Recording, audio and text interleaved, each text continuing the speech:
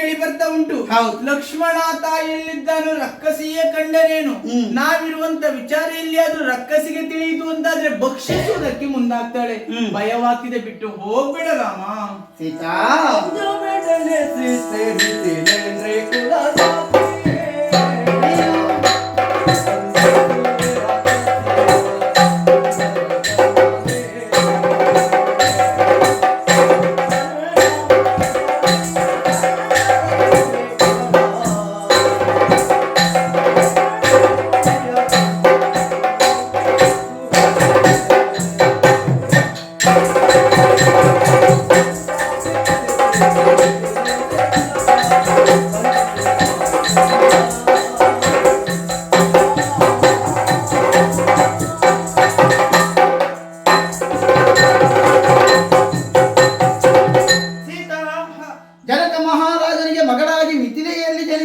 ನೀನು ನನ್ನನ್ನು ಮದುವೆಯಾಗಿ ದಶರಥ ಚಕ್ರವರ್ತಿಯ ಸೊಸೆಯಾದವಳು.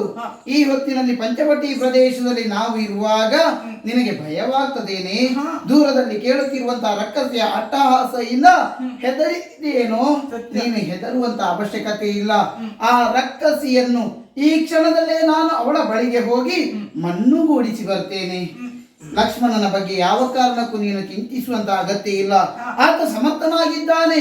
ಈ ಪ್ರಪಂಚದಲ್ಲಿ ಅಥವಾ ಈ ಪರಿಸರದಲ್ಲಿ ಇರುವಂತಹ ರಕ್ಕಸಿಯರನ್ನು ಅಥವಾ ರಾಕ್ಷಸರನ್ನು ಕೊಲ್ಲುವಷ್ಟು ಶಕ್ತಿ ಆತನಲ್ಲಿ ಇದೆ.